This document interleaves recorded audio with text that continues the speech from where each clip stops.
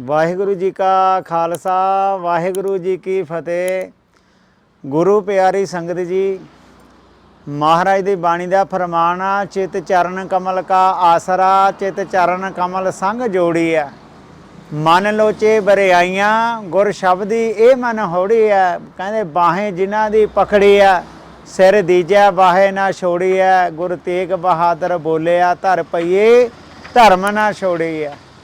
गुरु तेग बहादुर महाराज जी की जिहड़ी शहीदी आ 11 नवंबर दिन वीरवार सन 1675, जिथे गुरु रामदास जी दियाँ 7 पीढ़ियाँ जाने दी बाबे दे तख्त ते बैठियाँ, उथे बाबर दियाँ 7 पीढ़ियाँ दिल्ली दे तख्ते ते बैठियाँ। ते दिल्ली दे तख्ते ते सब तो पहला जिहड़ा बादशाह बैठा जो काबल तो आया सी, जो तलंग राग दे विच धन गुरु नानक महाराज 723 अंग दे उत्ते फरमान करदे आ, कहंदे पाप की जंज लै काबलों धाया, जोरी मंगे दान वे लालो। गुरु प्यारी संगत जी, पहला बाबर, दूजा हमाजू, तीजा अकबर, चौथा जहांगीर, पंजवां शाहजहान, छेवां औरंगजेब ते 7वां बहादुर शाह। 7 पीढ़ियाँ दिल्ली के तख्ते ते बाबर दियाँ बैठियाँ, जिहदे बारे जाने दी कवि ने बहुत सोहना लिखिया। 10वें पातशाह जी की सिफत भी की है। की लिखिया, कहना तेरे निर्दोषां दे तक कमाला नूं देख वीरता आन प्रणाम कर दी। वो सच्चे पातशाह जिथे तेरे सेवकां दे लैन जोड़े, मुक्ति उस थां आन विश्राम कर दी।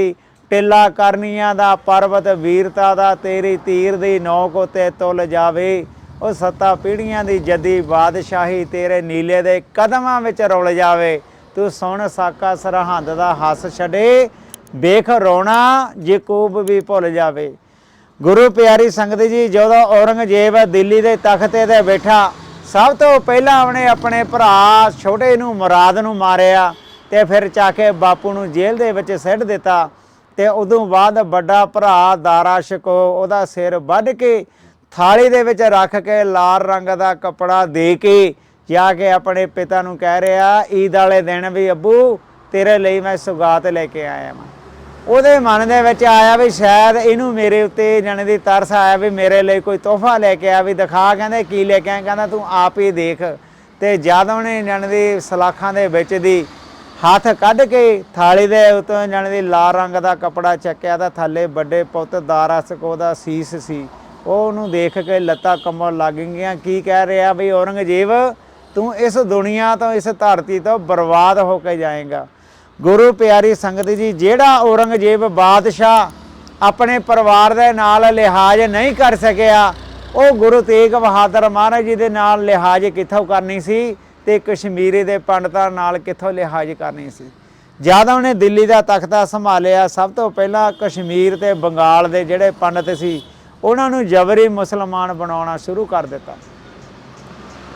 गुरु प्यारी संगत जी, जिदा अपने 5 तख्त ने, इस तरह हिंदू वीरां दे 4 धाम ने, केदारनाथ, बद्रीनाथ, सोमनाथ ते मेन अमरनाथ, जिथे जाने शिव जी का स्थान बनया है वा, ते जिथे हिंदू वीर गर्मियां दे विच अपनी जाने दी यात्रा लैके जाते हैं। जिदा अपना अकाल तख्त मेन आ 5 तख्तां दे विचों, इस तरह ये वीरां दा जानी 4 धामां दे विच जिहड़ा मेन धाम आ वो अमरनाथ आ। उत्थे जाके टल खड़काए, जोधड़ियां कीतियां, बेनतियां कीतियां, तां 33 करोड़ देवते की आराधना की। 9 करोड़ देवी, 52 वीर, 9 नाथ, 84 सिद्ध, सारिਆਂ ਨੂੰ जाने धियाया। कोई भी जाने दी औरंगजेब की तलवार तो डरदा मारा हाज़र ना होया। ਤਾਂ ਜਦੋਂ ਉੱਥੇ ਜੋਧੜੀਆਂ ਕਰ ਰਹੇ ਸੀ, ਬੇਨਤੀਆਂ ਕਰ ਰਹੇ ਸੀ, ਤਾਂ ਉਸ ਗੁਫਾ ਦੇ ਵਿੱਚੋਂ ਜਾਣੀ ਦੀ ਕੁਦਰਤੀ ਆਵਾਜ਼ ਪ੍ਰਗਟ ਹੋਈ। ਉਹ ਕਿਹੜੀ ਆਵਾਜ਼ ਸੀ? ਉਹਦੇ ਜਾਣੀ ਦੀ ਇਹ ਕੁਦਰਤੀ ਇਲਾਹੀ ਬਾਣੀ ਦੀ ਆਵਾਜ਼ ਸੀ ਵੀ ਇਹ ਕਸ਼ਮੀਰੀ ਪੰਡਤੋ, ਜੇ ਕੋਈ ਅੱਜ ਦੀ ਤਰੀਕ ਦੇ ਵਿੱਚ ਕੋਈ ਤੁਹਾਡਾ ਓਟ ਆਸਰਾ ਹੈ ਤਾਂ ਉਹ ਗੁਰੂ ਨਾਨਕ ਦੀ 9ਵੀਂ ਜੋਤ ਆਨੰਦਪੁਰ ਸਾਹਿਬ ਦੇ ਵਿੱਚ ਬਿਰਾਜਮਾਨ ਆ। ਤਾਂ ਪੰਡਤ ਕਿਰਪਾ ਰਾਮ ਦੱਤ ਦੀ ਅਗਵਾਈ ਦੇ ਵਿੱਚ 500 ਮਰੀਦ ਲੈ ਕੇ ਮੂੰਹ ਦੇ ਵਿੱਚ ਘਾਹ ਪਾ ਕੇ ਆਕੇ ਜਾਣੇ ਦੀ ਕੀ ਕਹਿ ਰਿਹਾ ਗੁਰੂ ਤੇਗ ਬਹਾਦਰ ਮਹਾਰਾਜ ਜੀ ਨੂੰ। ਉੱਥੇ ਕਵੀ ਨੇ ਲਿਖਿਆ, ਕਹਿੰਦਾ ਕਸ਼ਮੀਰੀ ਪੰਡਤਾਂ ਨੇ ਉਹ ਗੁਰਾਂ ਦੇ ਅੱਗੇ ਅਰਜ਼ ਗੁਜ਼ਾਰੀ, ਹੱਡ ਬੀਤੀ ਆਪਣੀ ਜੀ ਨਾਲੇ ਰੋ ਰੋ ਦੱਸੀ ਸਾਰੀ। ਕਹਿੰਦੇ ਜ਼ਾਲਮ ਅਰੰਗਾ ਜੀ ਸਾਡੇ ਉੱਤੇ ਜ਼ੁਲਮ ਕਮਾਵੇ, ਅੱਜ ਤਿਲਕ ਦੇ ਜੰਜੂ ਨੂੰ ਤੁਹਾਡੇ ਬਾਝੋਂ ਕੌਣ ਬਚਾਵੇ। ਕਹਿੰਦੇ ਇੱਕ ਨਾਰਾ ਗੂੰਜ ਰਿਹਾ ਸਾਰੇ ਮੁਸਲਮਾਨ ਹੋ ਜਾਵੋ, ਕਰਕੇ ਕਿਰਪਾ ਜੀ ਇਸ ਡੁੱਬਦੇ ਬੇੜੇ ਨੂੰ ਤੁਸੀਂ ਆਪ ਬਚਾਵੋ। ਕਹਿੰਦੇ ਅਹਿਸਾਨ ਤੁਹਾਡੇ ਨੂੰ ਸਾਡੀ ਕੁੱਲ ਨਾ ਕਦੇ ਭੁਲਾਵੇ, ਅੱਜ ਤਿਲਕ ਦੇ ਜੰਜੂ ਨੂੰ ਤੁਹਾਡੇ ਬਾਝੋਂ ਕੌਣ ਬਚਾਵੇ। ਇੱਕ ਨਾਰਾ ਗੂੰਜ ਰਿਹਾ। ਗੁਰੂ ਪਿਆਰੀ ਸੰਗਤ ਜੀ ਉਸ ਵੇਲੇ ਜੋ ਵਾਅਦੇ ਕੀਤੇ ਸੀ ਵੀ ਅਹਿਸਾਨ ਤੁਹਾਡੇ ਨੂੰ ਸਾਡੀ ਕੁੱਲ ਨਾ ਕਦੇ ਭੁਲਾਵੇ, ਉਹ ਵਾਅਦੇ ਕੀਤੇ ਹੋਏ ਜਾਣੀ ਅੱਜ ਭੁੱਲ ਗਏ। ਜਦੋਂ ਕਸ਼ਮੀਰ ਦੇ ਪੰਡਤ ਕਿਰਪਾ ਰਾਮ ਦੱਤ ਦੀ ਅਗਵਾਈ ਦੇ ਵਿੱਚ ਆਏ ਸੀ, ਆ ਕੇ ਗੁਰੂ ਤੇਗ ਬਹਾਦਰ ਮਹਾਰਾਜ ਜੀ ਦੀ ਸ਼ਰਨ ਲਈ ਸੀ, ਤਾਂ ਉਸ ਵੇਲੇ ਗੋਬਿੰਦ ਰਾਏ ਜੀ ਦੀ ਉਮਰ 9 ਸਾਲ ਦੀ ਸੀ। ਉਹ ਖੇਡਦੇ ਖੇਡਦੇ ਆਪਣੀ ਪਿਤਾ ਦੀ ਗੋਦ ਦੇ ਵਿੱਚ ਆ ਕੇ ਬੈਠੇ ਤੇ ਬਹਿ ਕੇ ਕੀ ਦੇਖਦੇ ਆ ਵੀ ਕਸ਼ਮੀਰੀ ਪੰਡਤਾਂ ਦੇ ਚਿਹਰੇ ਮੁਰਝਾਏ ਹੋਏ ਆ।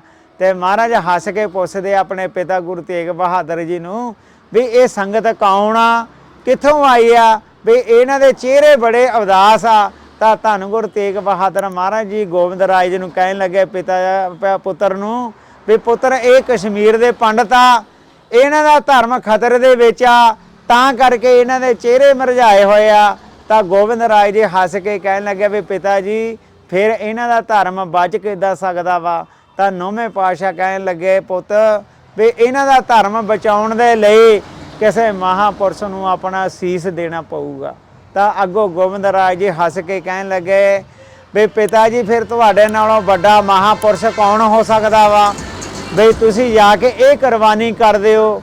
ਤਾਂ ਅੱਗੋਂ ਗੁਰੂ ਤੇਗ ਬਹਾਦਰ ਮਹਾਰਾਜ ਜੀ ਕਹਿਣ ਲੱਗੇ ਵੀ ਗੋਬਿੰਦ ਰਾਏ ਜੀ ਨੂੰ ਵੀ ਪੁੱਤ ਜੇ ਮੈਂ ਸ਼ਹੀਦ ਹੋ ਗਿਆ ਤਾਂ ਤੂੰ ਯਤੀਮ ਹੋ ਜਾਏਗਾ। ਤਾਂ ਗੋਬਿੰਦ ਰਾਏ ਜੀ ਨੇ ਕੀ ਕਿਹਾ ਵੀ ਪਿਤਾ ਜੀ ਜੇ ਮੇਰੇ ਯਤੀਮ ਹੋਣ ਨਾਲ ਕੁੱਲ ਹਿੰਦੁਸਤਾਨ ਦੇ ਹਿੰਦੂ ਯਤੀਮ ਹੋਣੋਂ ਬਚ ਸਕਦੇ ਆ ਤਾਂ ਇਹ ਸੌਦਾ ਸਸਤਾ ਵਾ, ਇਹ ਕਰ ਦਿਓ। ਤਾਂ ਅੱਗੋਂ ਗੁਰੂ ਤੇਗ ਬਹਾਦਰ ਮਹਾਰਾਜ ਜੀ ਨੇ ਕਾਗਜ਼ ਦੇ ਉੱਤੇ ਲਿਖ ਕੇ ਪੰਡਤ ਕਿਰਪਾ ਰਾਮ ਦੱਤ ਨੂੰ ਕਿਹਾ ਸੀ ਵੀ ਜਾ ਕੇ ਔਰੰਗਜ਼ੇਬ ਨੂੰ ਕਹਿ ਦਿਓ ਵੀ ਸਾਡਾ ਗੁਰੂ ਤੇਗ ਬਹਾਦਰ ਮੁਸਲਮਾਨ ਬਣਾ ਦਿਓ, ਅਸੀਂ ਆਪੇ ਬਣ ਜਾਵਾਂਗੇ। ਵੀ ਕੋਈ ਡਰਨ ਦੀ ਕੋਈ ਘਬਰਾਉਣ ਦੀ ਲੋੜ ਨਹੀਂ।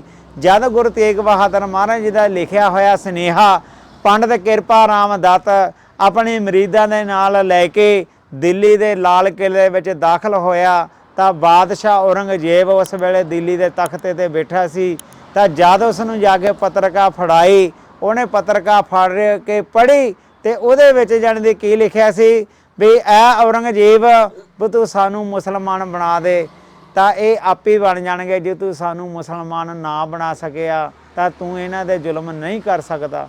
ਤਾਂ ਥੱਲੇ ਕੀ ਲਿਖਿਆ ਸੀ ਵੀ ਸਾਨੂੰ ਗ੍ਰਿਫਤਾਰ ਕਰਨਾ ਭੇਜੀ ਤਾਂ ਅਸੀਂ ਖੁਦ ਗ੍ਰਿਫਤਾਰੀ ਦੇਣ ਆਵਾਂਗੇ।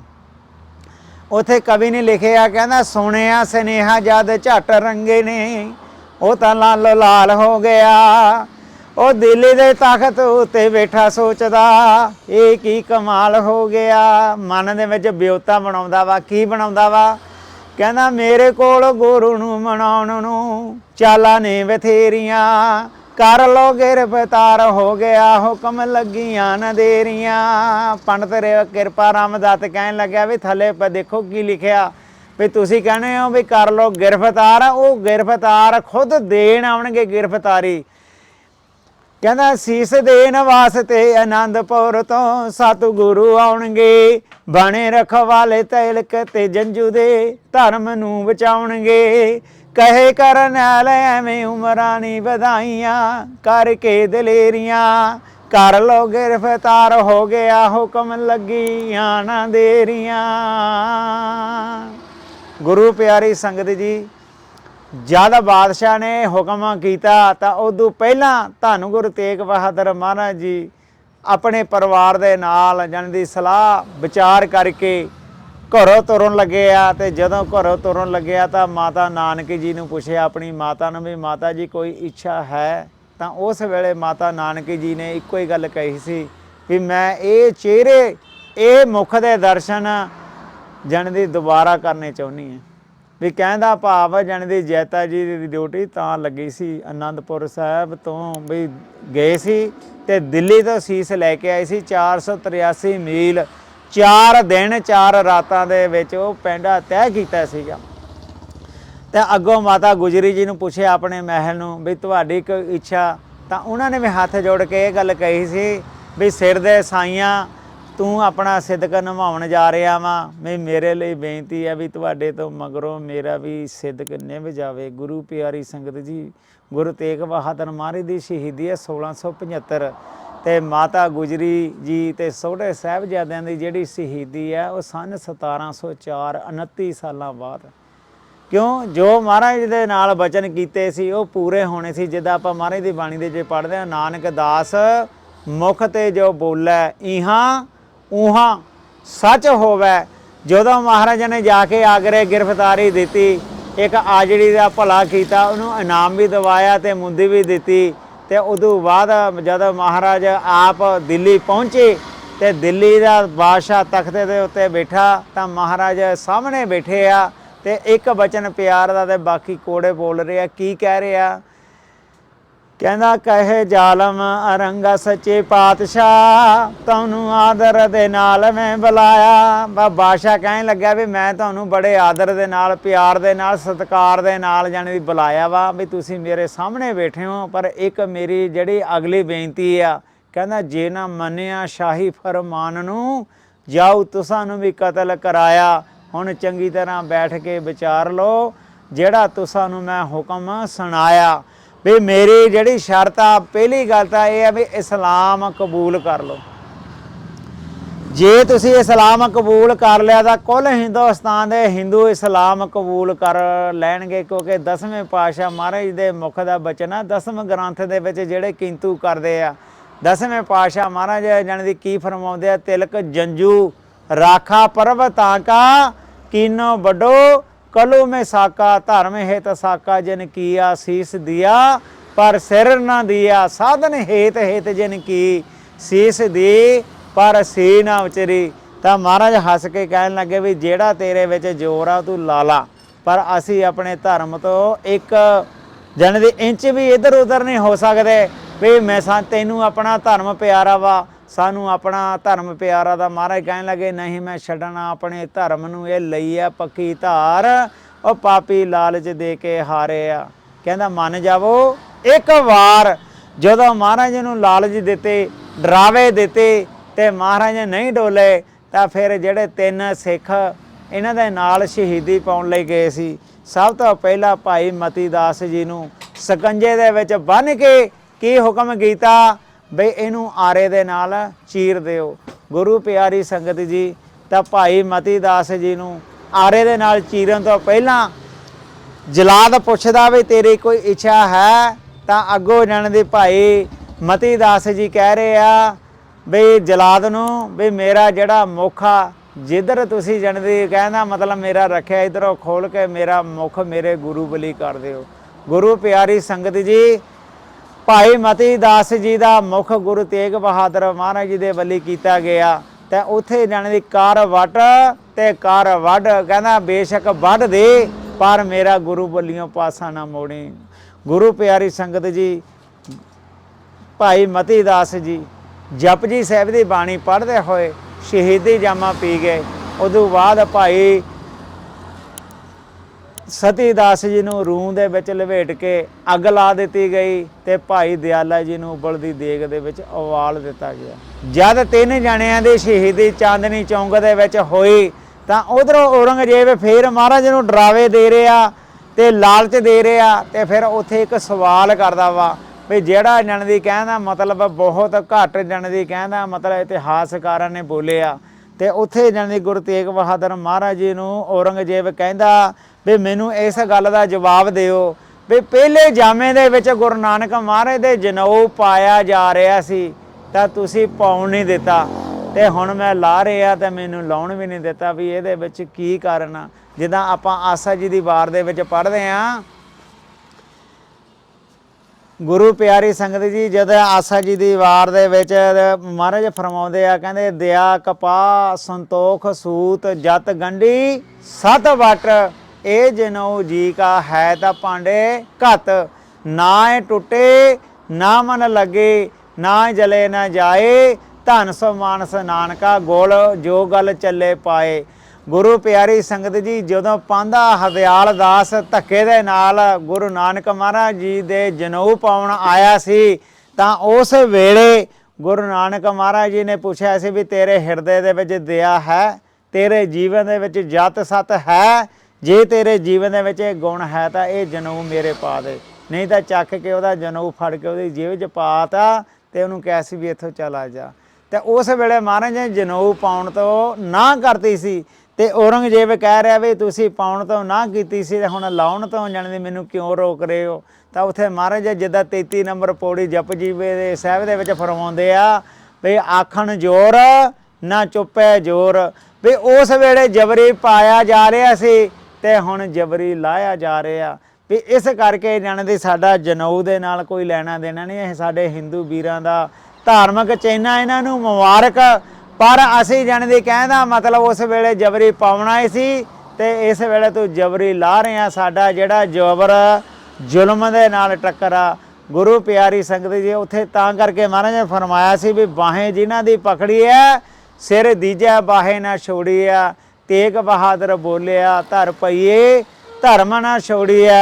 लालच दिते डरावे दिते बाहर भाई मती दास दा 2 फड़ होया शरीर पिया, अध सड़ी लाश भाई सती दासी दी पई आ ते दयाला जी दा शरीर पानी दे विच उबाल के छाले छाले होए उहदी भी लाश उत्थे बाहर पई आ। ते उधर औरंगजेब महाराज दिल्ली दे तख्ते तो उतर के गुरु तेग बहादुर महाराज जी नूं दिल्ली दे तख्ते ते बिठा के चरनां दे नाल जाण दी कहण दा मतलब जोड़ के हथ ला के की कह रहे आ महाराज नूं गुरु तेग बहादुर महाराज जी नूं भी दिल्ली तुहाडी, दिल्ली दा तख्त तुहाडा, बस इन्ना कह दे भी सानूं इस्लाम कबूल आ।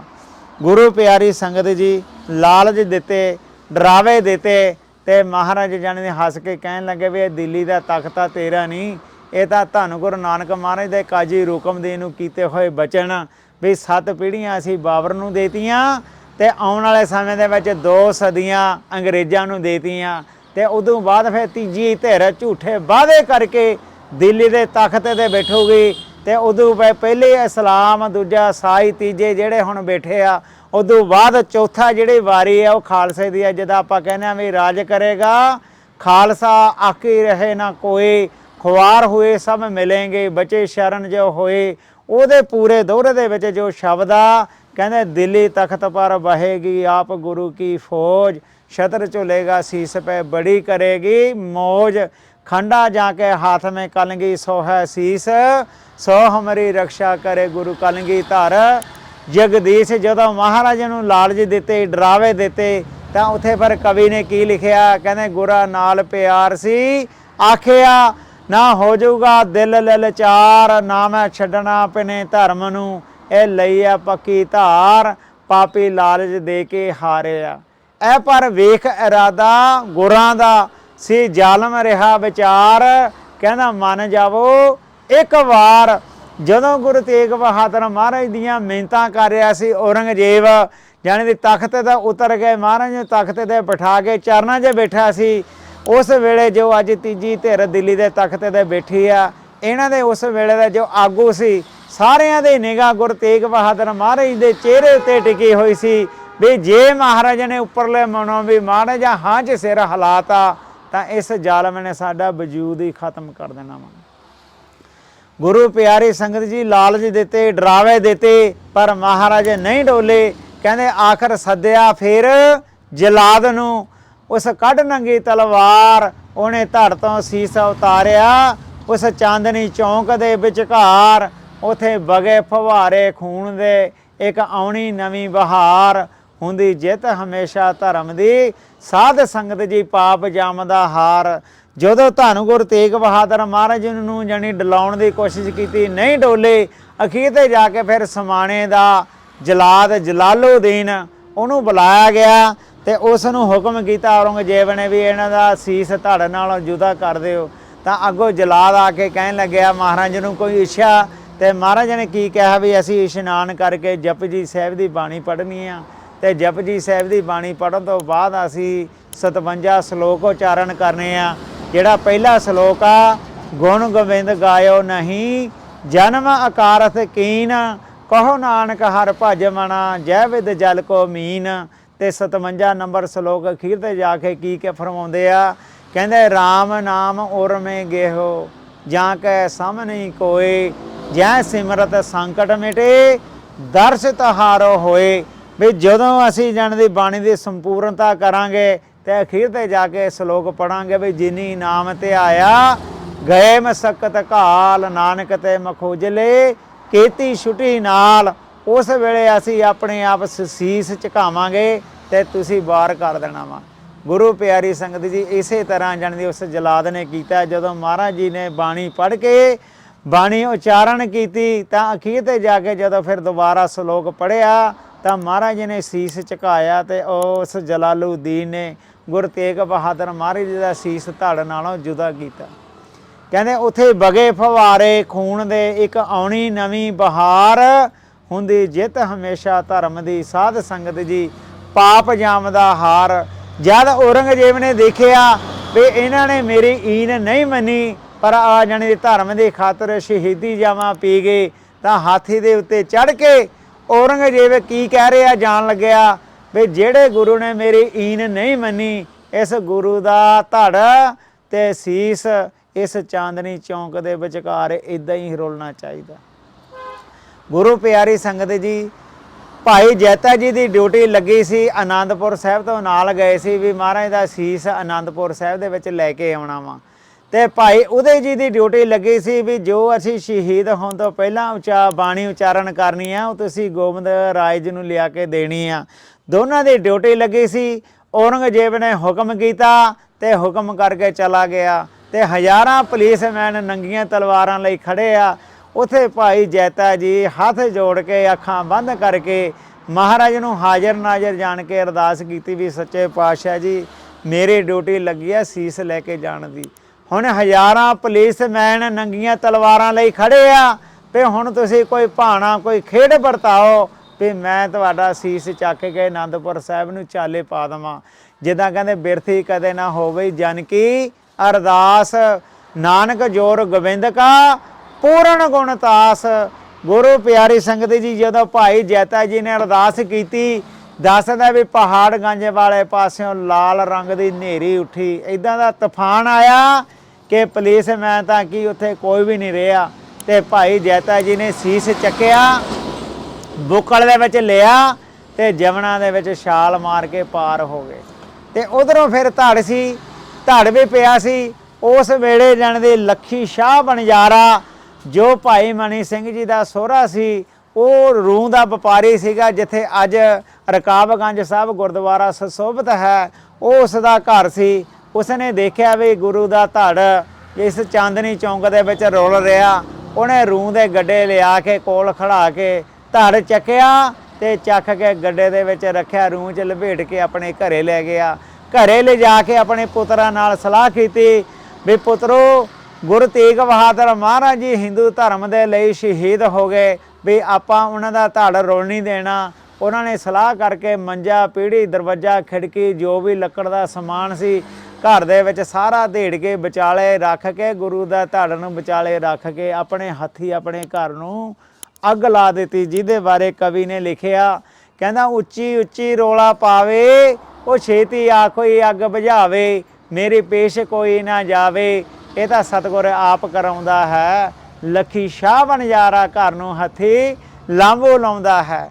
ਤੇ ਅੱਗੋਂ ਕਵੀ ਨੇ ਕੀ ਲਿਖਿਆ, ਕਹਿੰਦਾ ਮਨ ਵਿੱਚ ਯਾਦ ਗੁਰਾਂ ਨੂੰ ਕਰਿਆ। ਆਪਣੇ ਮਨ ਦੇ ਵਿੱਚ ਮਹਾਰਾਜ ਨੂੰ ਹਾਜ਼ਰ ਨਾਜ਼ਰ ਜਾਣ ਕੇ ਕੀ ਕਹਿ ਰਿਹਾ, ਕਹਿੰਦਾ ਮਨ ਵਿੱਚ ਯਾਦ ਗੁਰਾਂ ਨੂੰ ਕਰਿਆ, ਮੈਂ ਤਾਂ ਹੋਰ ਕੁਝ ਨਾ ਸਰਿਆ, ਮੈਂ ਤਾਂ ਆਪਣਾ ਫਰਜ਼ ਹੀ ਪੂਰਾ ਕਰਿਆ। ਇਹ ਤਾਂ ਸਤਿਗੁਰ ਆਪ ਕਰਾਉਂਦਾ ਹੈ। ਲੱਖੀ ਸ਼ਾਹ ਬਨਜਾਰਾ ਘਰ ਨੂੰ ਹੱਥੀ ਲਾਂਬੂ ਲਾਉਂਦਾ ਹੈ। ਉਹ ਕਹਿੰਦਾ ਪਲ ਵਿੱਚ ਅੱਗ ਫੈਲ ਗਈ ਸਾਰੇ, ਉਹ ਲੋਕੀ ਡਰਦੇ ਫਿਰਨ ਵਿਚਾਰੇ, ਸਿਵਿਆ ਸੱਚੀ ਗੱਲ ਉਚਾਰੇ, ਚਰਨ ਜੀਤ ਆਲਮਗੀਰ ਸੁਣਾਉਂਦਾ ਹੈ। ਲੱਖੀ ਸ਼ਾਹ ਬਨਜਾਰਾ ਘਰ ਨੂੰ ਹੱਥੀ ਲਾਂਬੂ ਲਾਉਂਦਾ ਹੈ। ਗੁਰੂ ਪਿਆਰੀ ਸੰਗਤ ਜੀ, ਕਹਿੰਦੇ ਕੌਮਾਂ ਜਿਉਂਦੀਆਂ ਸਦਾ ਕੁਰਬਾਨੀਆਂ ਦੇ, ਅਣਖ ਮਰੇ ਤਾਂ ਕੌਮ ਹੈ ਮਰ ਜਾਂਦੀ, ਉਸ ਕੌਮ ਨੂੰ ਸਾਰਾ ਜਹਾਨ ਪੂਜੇ, ਜਿਹੜੀ ਕੌਮ ਹੱਸ ਕੇ ਬਿਵਤਾ ਜਰ ਜਾਂਦੀ। ਛੇਵੇਂ ਪਾਤਸ਼ਾਹ ਜੀ ਨੇ ਪਰ ਉਪਕਾਰ ਕੀਤੇ। ਬਾਏ ਧਾਰ ਦੇ 52 ਪਹਾੜੀ ਰਾਜਿਆਂ ਨੂੰ ਗਵਾਲੀਅਰ ਦੇ ਕਿਲੇ ਦੇ ਵਿੱਚੋਂ ਛੁਡਾਇਆ ਤੇ ਧੰਨ ਗੁਰੂ ਤੇਗ ਬਹਾਦਰ ਮਹਾਰਾਜ ਜੀ ਨੇ ਆਪਣਾ ਸੀਸ ਦੇ ਕੇ ਹਿੰਦੂ ਧਰਮ ਦੀ ਰੱਖਿਆ ਕੀਤੀ। ਤੇ ਅੱਜ ਜਾਣੇ ਦੀ ਜੋ ਦਿੱਲੀ ਦੇ ਤਖਤ ਤੇ ਬੈਠੇ ਆ ਤੇ ਬੰਦੀ ਸਿੰਘਾਂ ਦੀ ਰਿਹਾਈ ਦੇ ਲਈ 7 ਜਨਵਰੀ ਤੋਂ ਕੌਮੀ ਇਨਸਾਫ ਮੋਰਚਾ ਚੰਡੀਗੜ੍ਹ ਦੇ ਵਿੱਚ ਲੱਗਿਆ ਹੋਇਆ ਵਾ। ਸ਼ਰਮ ਆਉਣੀ ਚਾਹੀਦੀ ਹੈ ਉਹ ਧਰਮ ਦੇ ਠੇਕੇਦਾਰਾਂ ਨੂੰ ਵੀ ਮਹਾਰਾਜ ਦੇ ਘੱਟੋ ਘੱਟ ਇੰਨੇ ਪਰ ਉਪਕਾਰਤਾ ਚੇਤੇ ਕਰ ਲਓ। ਜਿੱਦਾਂ ਦੀਵਾਲੀ ਲੰਘ ਕੇ ਗਈ ਆ, ਅੱਜ ਆਪਾਂ ਬੰਦੀ ਛੋੜ ਦਿਵਸ ਮਨਾਉਂਦੇ ਆ ਵੀ ਬੰਦੀ ਛੋੜ ਦਾਤਾ ਨੂੰ ਤਾਂ ਕਹਿੰਦੇ ਆ ਵੀ ਉਹਨਾਂ ਨੇ ਉਸ ਮਜ਼ਲੂਮਾਂ ਤੇ ਉਹਨਾਂ ਦੇ ਉੱਤੇ ਤਰਸ ਖਾ ਕੇ ਜਾਣੇ ਦੇ 52 ਕਲੀਆਂ ਵਾਲਾ ਚੋਲਾ ਬਣਵਾ ਕੇ ਉਹ 52 ਰਾਜੇ ਜਾਣੇ ਦੀ ਕੈਦ ਦੇ ਵਿੱਚ ਰਿਹਾ ਕਰਵਾਏ ਸੀ। ਤੇ ਤੁਸੀਂ ਜਾਣੇ ਦੀ ਬੰਦੀ ਸਿੰਘਾਂ ਨੂੰ 32 ਸਾਲਾਂ ਦੇ ਵਿੱਚ ਜਾਣੇ ਦੀ ਜੇਲ੍ਹਾਂ ਦੇ ਵਿੱਚ ਡੱਕਿਆ ਹੋਇਆ ਵਾ। ਤੇ ਉਧਰ ਦੱਸਦੇ ਆ ਵੀ ਕੱਲ ਦੀ ਖਬਰ ਆ ਵੀ ਦੁਬਾਰਾ ਫੇਰ ਉਹਨੂੰ 8ਵੀਂ ਵਾਰ ਪਰੋਲ ਦਿੱਤੀ ਜਾ ਰਹੀ ਹੈ ਸਰਸੇ ਵਾਲੇ ਸਾਧ ਨੂੰ, ਜਿਹਦੇ ਬਾਰੇ ਜਾਣੇ ਦੀ ਕਵੀ ਨੇ ਦੁਖੀ ਹੋ ਕੇ ਲਿਖਿਆ ਸੀ। ਕਹਿੰਦਾ ਗੱਲ ਸੁਣ ਲਾ ਨਰਕ ਦੇ ਧਾਰੀ ਸਾਧਾ, ਸਾਨੂੰ ਅੱਜ ਵੀ ਰਣਜੀਤਾਂ ਦੀ ਕੋਈ ਘਾਟ ਹੈ ਨਹੀਂ। ਅਸੀਂ ਲੰਡਨ ਜਾ ਕੇ ਡਰਵੈਰ ਨੂੰ ਢਾਲਿਆ ਸੀ, ਸਰਸਾ ਨੇੜੇ ਹੈ ਕੋਈ ਦੂਰ ਦੀ ਬਾਟ ਹੈ ਨਹੀਂ। ਜਿੱਦਾਂ ਮਹਾਰਾਜ ਦੀ ਬਾਣੀ ਦਾ ਫਰਮਾਨ ਆ, ਅਵਲ ਅੱਲਾ ਨੂਰ ਅਪਾਇਆ ਕੁਦਰਤ ਕੇ ਸਭ ਬੰਦੇ, ਏਕ ਨੂਰ ਤੇ ਸਭ ਜਗ ਉਪਜਿਆ ਕੌਣ ਭਲੇ ਕੋ ਮੰਦੇ। ਗੁਰੂ ਪਿਆਰੀ ਸੰਗਤ ਜੀ, ਸਭ ਨੂੰ ਆਪਣਾ ਧਰਮ ਪਿਆਰਾ ਹੁੰਦਾ ਵਾ। ਆਪਣੇ ਧਰਮ ਦੇ ਵਿੱਚ ਪੱਕੇ ਰਹਿਣਾ ਤੇ ਦੂਜੇ ਦੇ ਧਰਮ ਦਾ ਸਤਿਕਾਰ ਕਰਨਾ, ਇਹ ਬਹੁਤ ਵੱਡੀ ਗੱਲ ਆ। ਸਭ ਤੋਂ ਵੱਡੀ ਗੱਲ ਆ ਦਇਆ, ਵੀ ਦੂਜੇ ਤੇ ਤਰਸ ਖਾਣਾ। ਜਿੰਨੀ ਦੇਰ ਤੱਕ ਜਾਣਦੀ ਕਿਸੇ ਦੇ ਮਨ ਦੇ ਵਿੱਚ ਦਇਆ ਪੈਦਾ ਨਹੀਂ ਹੁੰਦੀ ਤਾਂ ਉਹ ਧਾਰਮਿਕ ਕਹਾਉਣ ਦਾ ਹੱਕਦਾਰ ਨਹੀਂ, ਭਾਵੇਂ ਉੱਪਰੋਂ 100 ਪਖੰਡ ਕਰੇ। ਭੁੱਖੇ ਨੂੰ ਰੋਟੀ, ਪਿਆਸੇ ਨੂੰ ਪਾਣੀ, ਤਪਦੇ ਹੋਏ ਹਿਰਦੇ ਨੂੰ ਗੁਰੂ ਨਾਨਕ ਦੀ ਬਾਣੀ। ਹੋਈਆਂ ਭੁੱਲਾਂ ਬਖਸ਼ ਦੇਣੀਆਂ ਜੀ, ਗੁਰੂ ਤੇ ਗੁਰੂ ਦੀ ਪਿਆਰੀ ਸੰਗਤ ਬਖਸ਼ਣਯੋਗ ਹੈ। ਵਾਹਿਗੁਰੂ ਜੀ ਕਾ ਖਾਲਸਾ, ਵਾਹਿਗੁਰੂ ਜੀ ਕੀ ਫਤਿਹ।